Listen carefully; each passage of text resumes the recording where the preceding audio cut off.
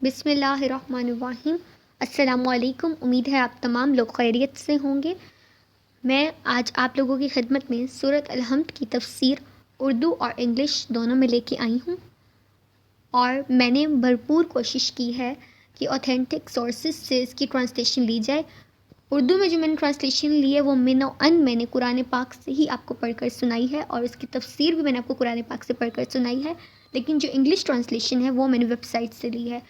تو اگر میرے سے تفسیر بیان کرنے میں، قرآن پاک کی آیت تلاوت کرنے میں یا کسی اور چیز میں کوئی غلطی یا کمی بیشی ہوئی ہو تو مجھے معاف کیجیے گا، اور کمنٹس پہ مجھے لازمی بتائیے گا تاکہ میں اگلی بار اس غلطی کو نہ کروں۔ جزاک اللہ۔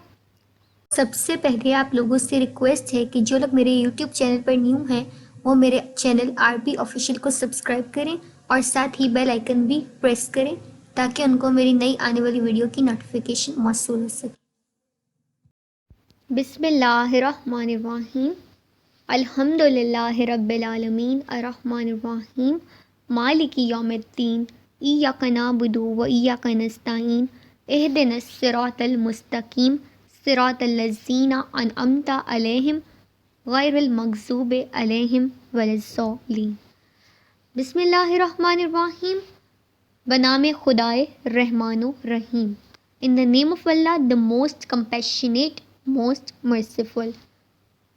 الحمدللہ رب العالمین، ثنائے کامل اللہ کے لیے ہے جو سارے جہاں کا پروردگار ہے۔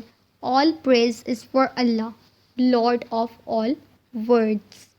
الرحمن الرحیم، جو رحمان و رحیم ہے، the most compassionate, most merciful۔ مالک یوم الدین، روز جزا کا مالک ہے، master of the day of judgment. ایاک نعبد و ایاک نستعین، ہم صرف تیری ہی عبادت کرتے ہیں اور تجھ ہی سے مدد مانگتے ہیں۔ You alone we worship and you alone we ask for help۔ اہدنا الصراط المستقیم، ہمیں سیدھے راستے کی ہدایت فرما۔ Guide us along the straight path۔ صراط الذین انعمت علیہم غیر المغضوب علیہم ولا الضالین، ان لوگوں کے راستے کی جن پر تو نے انعام فرمایا، جن پر نہ تیرا غضب ہوا اور نہ وہ گمراہ ہوئے۔ The path of those who you have blessed، the path of those you have blessed، not those you are displeased with or those who are astray۔ سورہ فاتحہ مکی صورت ہے اور اس کی آیات کی تعداد 7 ہے۔ اس صورت کو فاتحہ کتاب کا افتتاحیہ کہا جاتا ہے، اور یہ بات مسلم ہے کہ صورتوں کے نام توقیفی ہیں، یعنی ان کے نام خود رسول پاک صلی اللہ علیہ وآلہ وسلم نے بحکم خدا متعین فرمائے ہیں۔ پس معلوم ہوا کہ قرآن عہد رسالت میں ہی مدن ہو چکا تھا، جس کا افتتاحیہ سورۃ فاتحہ ہے۔ ترتیب دو طرح کی ہوتی ہے، ایک ترتیب توقیفی اور ایک ترتیب نزولی۔ قرآن پاک کی جو ابتدائی وحی نازل ہوئی تھی وہ سورۃ الگ کی پہلی 5 آیات تھیں۔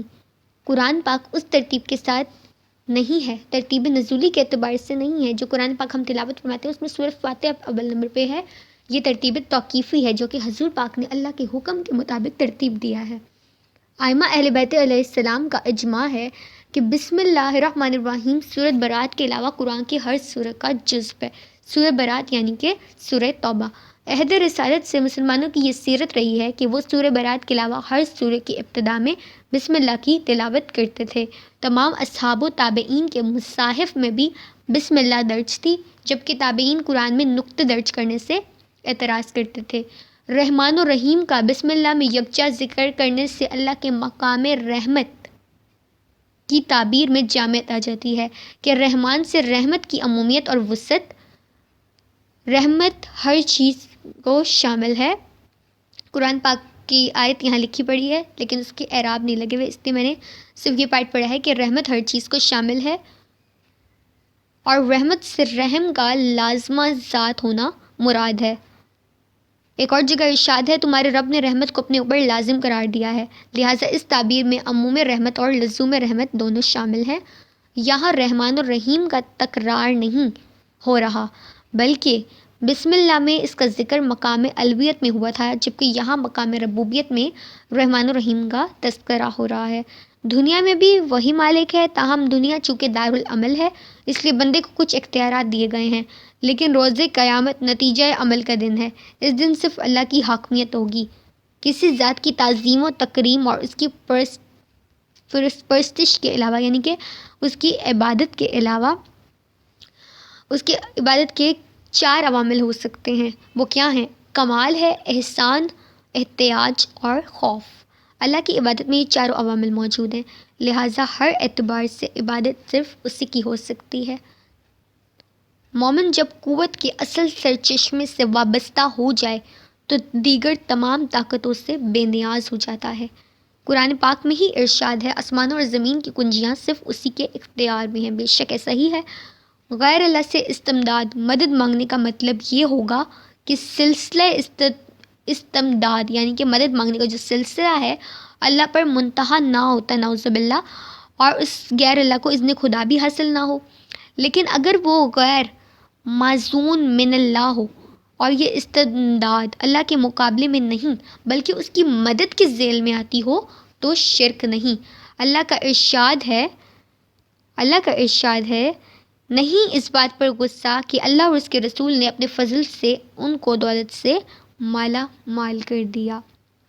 اس پورے پیراگراف کا یہ میننگ ہے کہ جو لوگ غیر اللہ سے مدد مانگتے ہیں، جن کو اللہ نے عزت نہیں دیا مدد مانگنے کا، یعنی کہ اللہ نے ہمیں اجازت نہیں دی کہ ہم کسی اور خدا کی پرستش کریں، کسی اور خدا سے مانگیں، اور نہ ہی اسے وہ اختیار دیا کہ وہ ہماری مدد کر سکے، تو یہ شرک ہے اور ہم اس کو صاحب ہمارے مدد کرنے کے قابل سمجھتے ہیں اور اللہ کے ساتھ نعوذ باللہ سمجھتے ہیں کہ اس سے بھی مدد مانگ لیں، اس سے بھی مدد مانگ لیں، وہ بھی مدد کر دے گا۔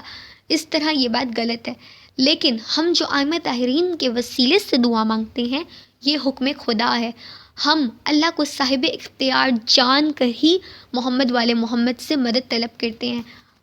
اللہ نے ان کو اپنے تک پہنچنے کا راستہ قرار دیا ہے، وہی سیدھا راستہ ہے، وہی وہ راستہ ہیں جن پر اللہ پاک نے ہمیں چلنے کا حکم دیا ہے، اور اسی راستے پر چلتے ہوئے ہم اپنے رب تک پہنچتے ہیں۔ لہٰذا ان سے مدد مانگنا اذن خدا ہے، خدا کے حکم سے ان سے مدد مانگتے ہیں۔ جو اختیارات ان کے پاس ہیں وہ اختیارات اللہ کے عطا کردہ ہیں، بس یہ بات ذہن میں رہے، اور وہ اللہ کے ہی عطا کردہ اختیارات سے ہماری مدد کرتے ہیں۔ یہ مدد جو ہم ان سے طلب کرتے ہیں یہ حکم خدا بندی ہے اور یہ شرک نہیں ہے۔ اس کائنات کے عظیم مقاصد کے حامل انسان کو ہر قدم پر ہدایت کی ضرورت پیش آتی ہے، کیونکہ انسان سراپائے احتیاج ہے، وہ ایک لمحے کے لیے بھی مبدأ فیض سے بے نیاز نہیں ہو سکتا۔ ہدایت ایسی چیز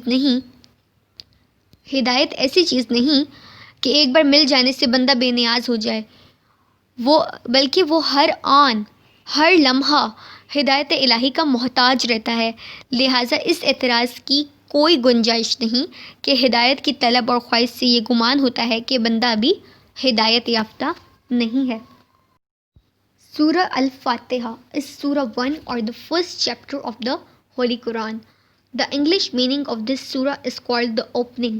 It is classified as a Makkan surah, meaning its revelation was before the Prophet Muhammad sallallahu alaihi wasallam had migrated to Yasrib, Medina.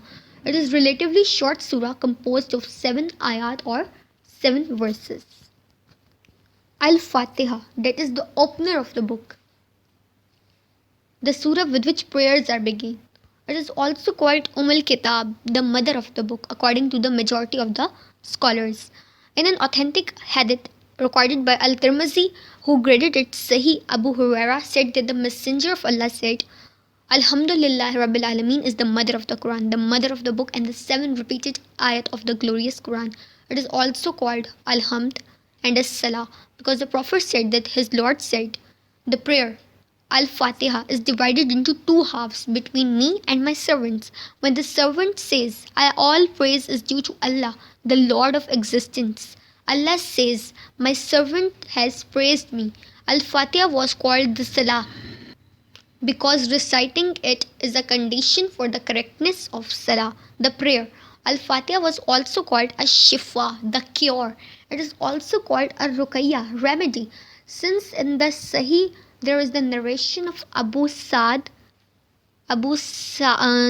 telling the story of the companion. It's mentioned as apostrophe ID. I think it's Sa'd telling the story of the companion who used Al-Fatiha as a remedy for the tribal chief who was poisoned.